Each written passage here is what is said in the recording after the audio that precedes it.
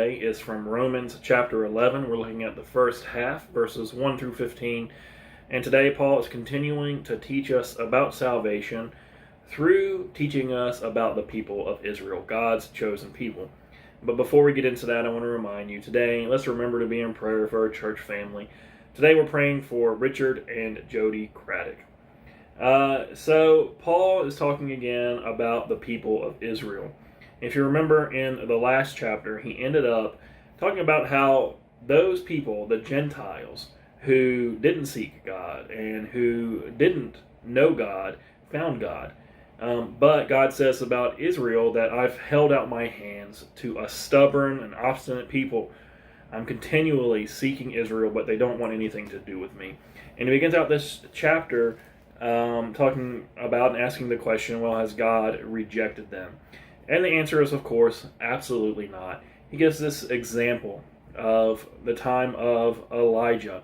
And we just studied that recently. And it's when Elijah, when he's down in the dumps and he's depressed and he starts thinking that he's the only one left. And God comes to him and says, what are you doing? No, let's get back in business here. You're not the only one. I've reserved a remnant of people who are still faithful among my chosen people, who still worship me and don't worship Baal.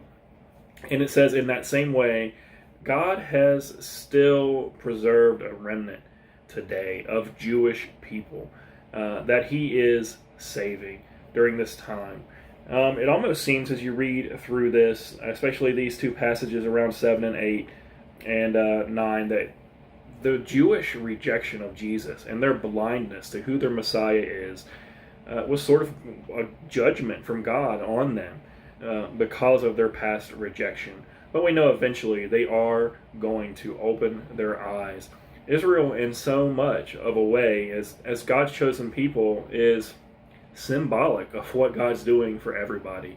Him choosing us, him purifying us, bringing us to salvation, restoring us to a right relationship with himself, even though we don't deserve it. That's Israel, and that is all of us. And so Israel is central to the plan of God's salvation. God has not rejected Israel. And in fact, he continues because he's talking to Gentiles, and he says, I'm talking to you, and I want you to know that, think about the fact that if Israel's exclusion, if them not realizing what's going on has led to your salvation, what will it mean when they finally do realize, when they are included, when they're brought into salvation? It's going to mean life from the dead. And I think what he is referring to there is the final life from the dead, the final resurrection, when we don't have to worry about death anymore. We're moving towards that. God is redeeming everything, and in the center of that, he's redeeming his people, Israel. And so I think if we can get anything from that, more than just praising God for our salvation today, and another opportunity for us just to sit and meditate on what God is doing through us and a call to action for us, we also need to remember to be called to pray for Israel, to respect Israel, to pray for them, and when looking forward to know that when they come and they accept Christ, and when they see him as a whole, that's going to wrap things up, and we should be hastening that day, looking towards that day, living like it's coming quickly, and certainly praying for the Jewish people. But thankful for this passage today, and if God spoke something to your heart about this passage today and you want to share it, make sure you leave that on Facebook, put it down in the comments, share it with us. We want to build each other up and feed into each other.